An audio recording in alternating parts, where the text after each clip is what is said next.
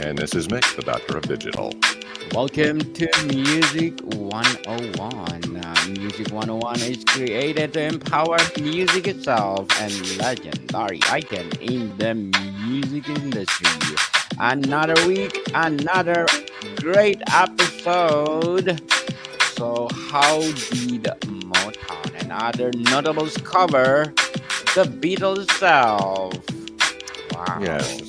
yes, good topic. So, can introduce this episode about Beatle cover versions. Previously we had taken a look at why the greatest songwriting duo in the history of popular music, Lennon and McCartney, recorded so many cover versions.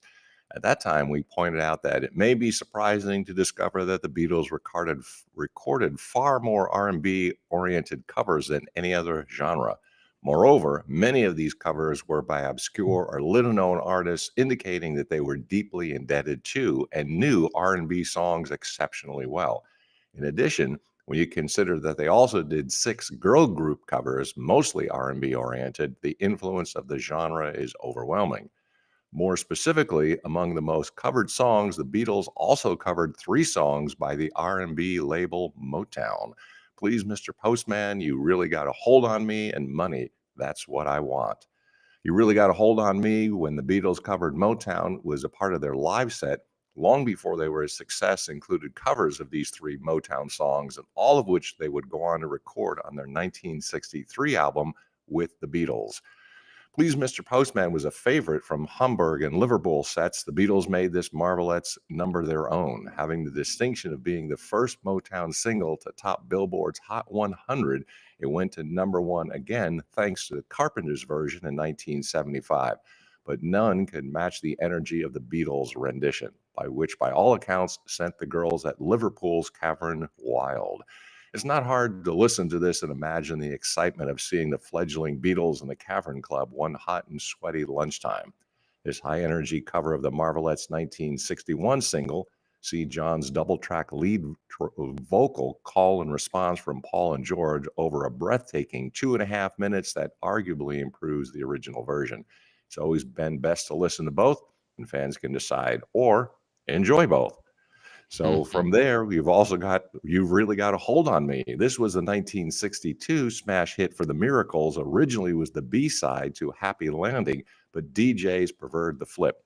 The Beatles version was a highlight of their With the Beatles album, with Lennon delivering an impassioned lead vocal backed enthusiastically by McCartney and Harrison for the call and response chorus. A marvelous cover of the Smokey Robinson The Miracles hit. In his sleeve notes for With the Beatles, Tony Barrow wrote that the boys have an immense admiration for America's rhythmic group, The Miracles. Continuing, John and George tackle the wild, relentless vocal, with Paul joining them for the chorus. Producer George Martin joins in on piano. And there's Money, That's What I Want. With the Beatles closed like the previous Please Please Me album, with John Lennon screaming one of his finest rock and roll vocal performances on record. Money, That's What I Want was Motown's first hit record back in 1959, and it has been on the Beatles set list since 1960. George Martin's overdubbed piano merely adds to the ferocity of the performance, with Paul and George's background vocals rounding off as stunning a cover as the Beatles ever recorded. Please Please Me signed off with a raucous twist and shout, so what could they do but close their second album in similar fashion? The answer came courtesy of Barrett Strong's 1959 Tamla single. John's soaring vocal highlights why he is, for many, among the ultimate rock and roll singers of all time. In conclusion, the Beatles paid tribute to their musical idols in R&B and specifically Motown. Definitely, Beatles and Motown. Thank you so much for your legacy to the world. So, Mr. Mick, how did Motown meet the Beatles? Yeah, they kind of returned the favor. So Motown Records was a huge inspiration for the Beatles in the early days, but the influence ran both ways, as the best Motown Beatles covers reveal.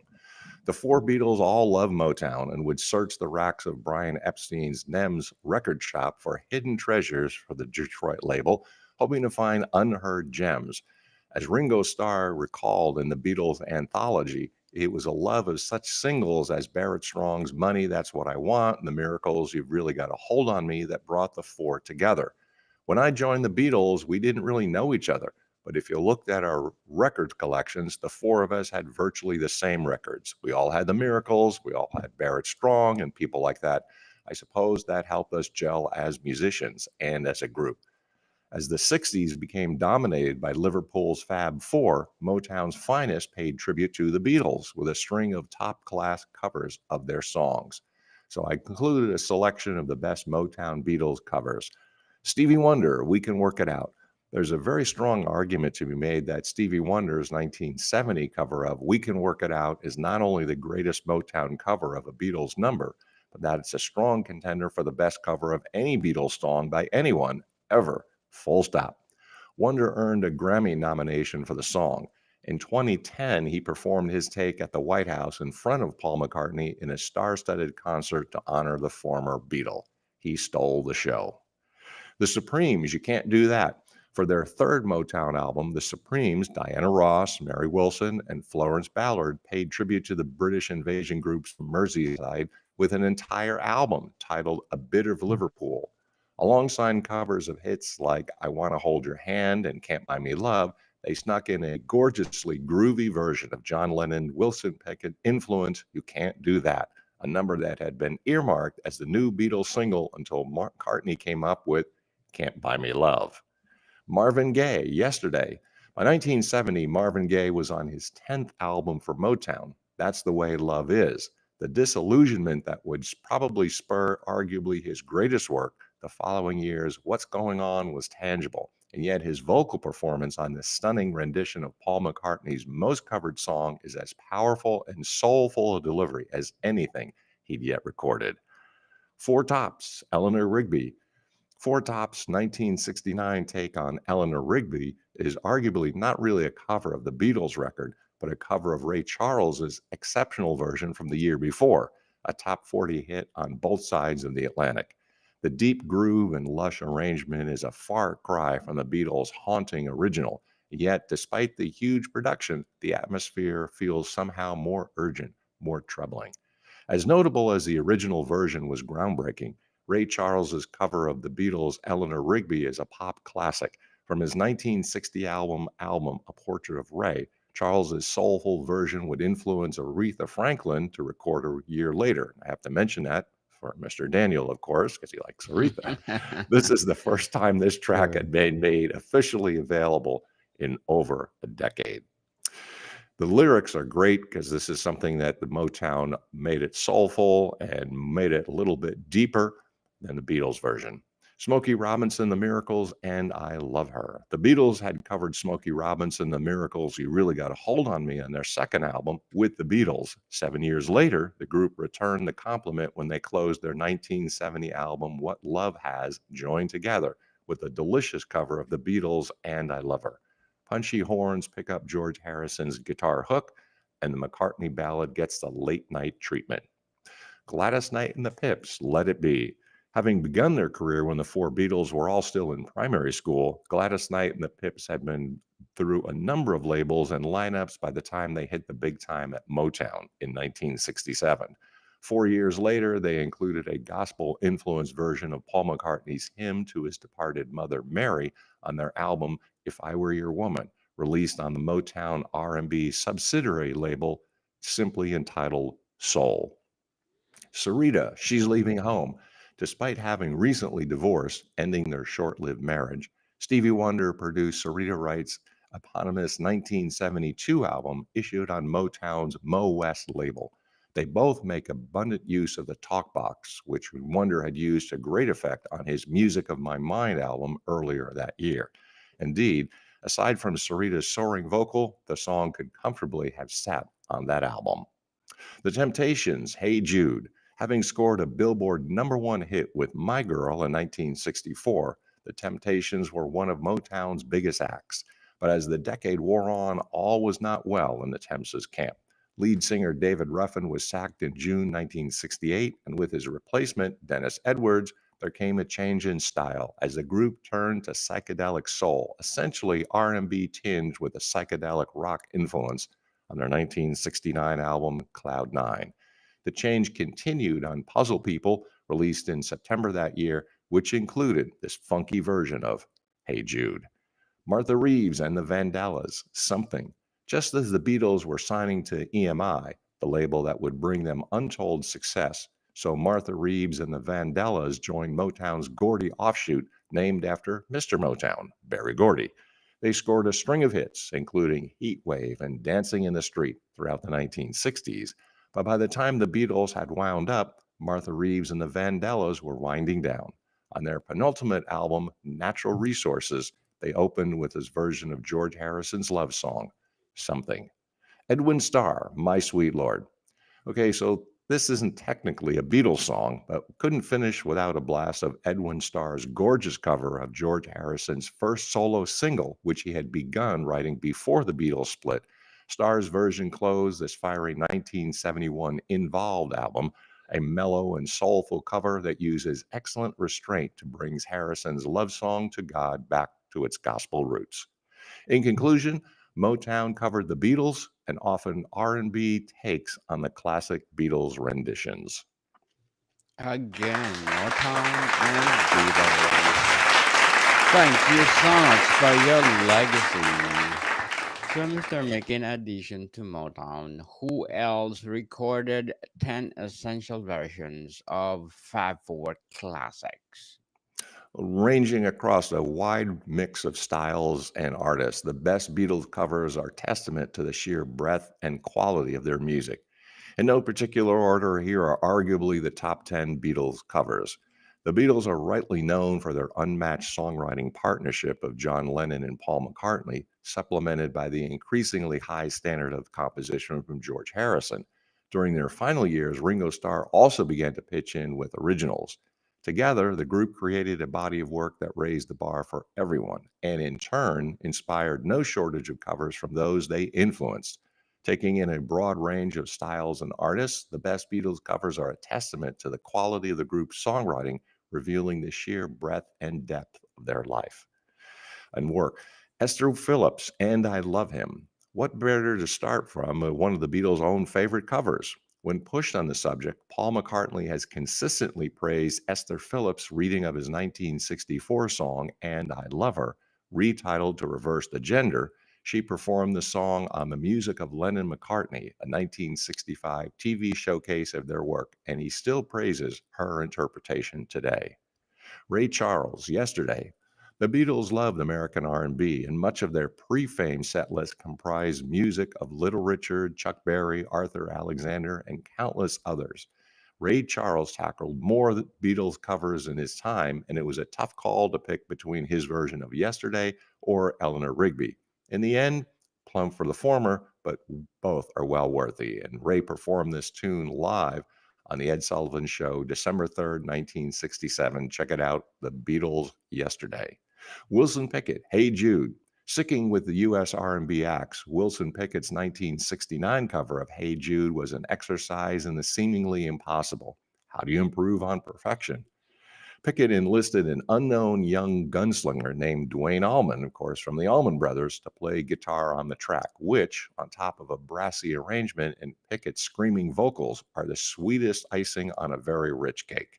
When he heard the record, Eric Clapton was knocked out. He recently recalled, "To this day, I've never heard a better rock guitar playing on an R&B record.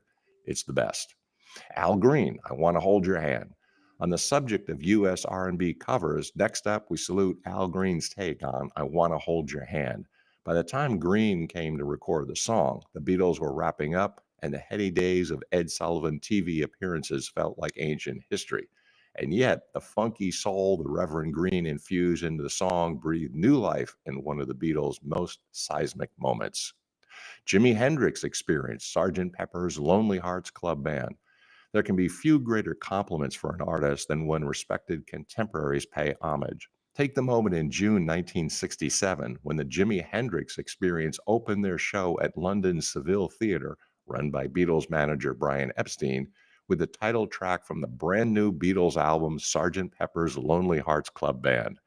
Doing so with members of the Beatles in attendance showed the Seattle guitar player to be as confident as he was timely.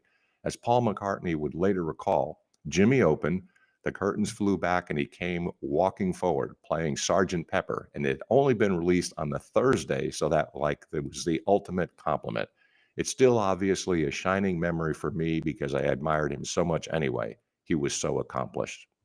Joe Cocker with a little help from my friends. Sheffield singer Joe Cocker's version of the Beatles' 1967 opus took a little longer to emerge, but has remained one of the most iconic Beatles covers ever since. With a little help from my friends, went to number one in the UK singles chart in 1968, and Cocker's performances of the song was one of the highlights of the legendary Woodstock concert the following year. It found a new audience in the late 80s as the theme song to the hit TV series The Wonder Years. Paul McCartney has described first hearing Cocker's version as mind blowing. Booker T and the MGs, which a medley. Such was the Beatles' love of the Memphis Stax label, home to Otis Redding, Sam and Dave, and Rufus Thomas, that their manager, Brian Epstein, investigated the possibilities of recording what became Revolver there. While that idea never came to fruition, they remained huge fans of the label, whose artists put out many great Beatles covers. But none could quite surpass the ambition of Booker T and the MGs, who were so enamored by the Beatles' Abbey Road album that they covered the whole thing in 1970, including recreating the album cover as they crossed the road in front of Stax Studio on McLemore Avenue, which gave MG's album Lamore Avenue, its title. Susie and the Banshees, Dear Prudence. By the early 80s, the Beatles had begun to attract new audiences and from some unlikely quarters.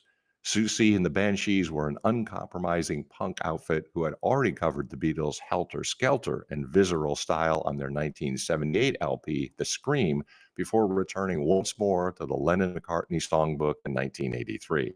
Featuring The Cure's Robert Smith on guitar, their jangly version of Dear Prudence gave the band its biggest hit, with the single reaching number 3 on the UK singles chart. Oasis, I Am the Walrus. Britpop in the mid-90s was arguably the brightest time for UK guitar bands since the glory days of the 60s, and nobody flew the flag higher than Manchester's Oasis. For their self-confessed obsession with all things Beatles saw them reinvent John Lennon's psychedelic masterpiece, I Am the Walrus, as a brawling bar chord powerhouse, infusing it with the swagger for which they would soon become famous. In conclusion, these are arguably the 10 best versions of Beatles songs. Yes, again, thank you for those versions. I like the Hey Jude, don't let me down. All together now. All together now. So, Mr. Mick, if we wanted honorable mentions of other covers, what would they be? If our top 10's wet your whistle, there are 10 more outstanding reinventions worthy of inclusion among the best Beatles covers. Nina Simone, Here Comes the Sun. Taken from her 1971 album of the same name, Simone's spin on George Harrison's song is even brighter and more positive than the original. He composed the song in early 1969. It was included on the Beatles album Abbey Road, released later that year. Harrison wrote it after a difficult period, inspired by a sunny day in Eric Clapton's garden. It's one of his most celebrated contributions to the Beatles' catalog, showing his growing prowess as a songwriter within the band. The Rolling Stones, I Want to Be Your Man. Lennon and McCartney gave this 1963 song to their friends Mick Jagger and Keith Richards, who's used it on the Rolling Stones' second single, which they took to number 12 on the UK chart. The Beach Boys, I Should Have Known Better. Their paths would cross many times over the years, with California's greatest harmony group covering the Beatles no less than 3 times on their 1965 Party album alone. The Jam, And Your Bird Can Sing. While not hugely different to the original, Paul Weller and brought his punk energy to this Revolver track. Alison Krauss and Tony Furtado, I Will. This gentle, lilting reading of Paul McCartney's 1968 love song adds a country tinge to the original. The Breeders, Happiness is a Warm Gun. The U.S. alt-rock outfit that comprised members of the Pixies and Throwing Muses brought a dark edge to John Lennon's 1968 composition. Candy Flip, Strawberry Fields Forever. This 1990 Acid House cover came out of the underground rave scene and into the UK singles charts, peaking at number 3. David Bowie, Across the Universe. For his 1975 Young Americans album, David Bowie enlisted the help of John Lennon, who co wrote the hit single Fame, as well as contributed to the Thin White Duke's cover of his Beatles song. U2, Helter Skelter. Ireland's biggest band opened their 1988 live album, Rattle and Hum, with a swaggering cover of Paul McCartney's White Album song. Otis Redding, Day Tripper. This brilliant Georgia soul singer adds sweet horns and his urgent vocal stylings to the 1965 Beatles hit. In conclusion, we reviewed honorable mentions of notables who covered classic Beatles songs. Yes, indeed. So let's give them a big hand too. They did their part as honorable mention. So how should we conclude this look of Motown and others who covered the Beatles, Mr. Mick? Well, Motown artists brought their signature soulful flair to several classic Beatles songs, infusing them with rich harmonies and dynamic arrangements. One standout example is Stevie Wonder's 1970 rendition of We Can Work It Out, originally released by the Beatles in 1965.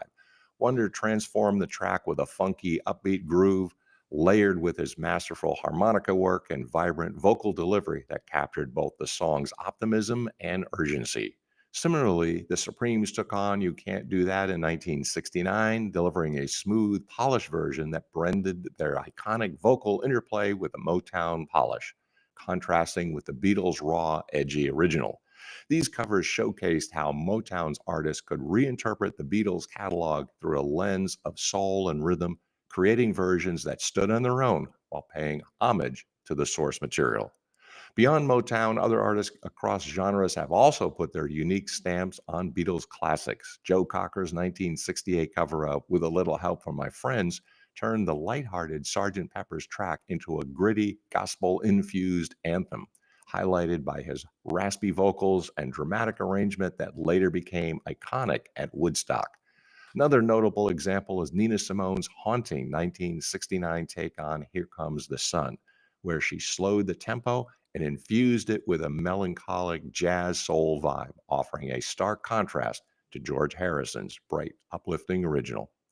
In conclusion, these interpretations demonstrate the versatility of the Beatles' songwriting, which provided a canvas for artists from diverse backgrounds to explore and reimagine, often revealing new emotional depths in the process. Very well said, Mr. Mick. Very well said. As Mr. Mick saying, cover versions of Beatles songs have become an enduring part of a popular music, showcasing the timeless appeal and versatility of their songwriting. Artists from the virtually every genre, ranging from rock, legends, and many more. So, Mr. Mick, would you like to plug in something? Sure, I appreciate the opportunity. So you can hear me on the Doctor of Digital podcast, of course, and also on Facebook, the Idea to Author coaching community, where I help people write books and sell more books. You can also pick up a couple of volumes that I have on Amazon, Burning America, and also On Track Ian Hunter. So if you want to check me out, the Idea to Author coach on Facebook. Yes, people, let's support Mr. Mick because if you support him, more and more and more books to come. Like I'm looking forward for Miss Rita Franklin Someday. someday. And I want to plug in our baby podcast, people, Mental Health 101 in its first season, people. And we are talking about of course, mental health awareness on our latest episode. Please do listen, Mental Health 101, wherever you listen your podcast. So, Mr. Mick, thank you so much for your time. Thank you, Mr. Daniel. Till next time, Deus Volt. Maricam people, see you soon.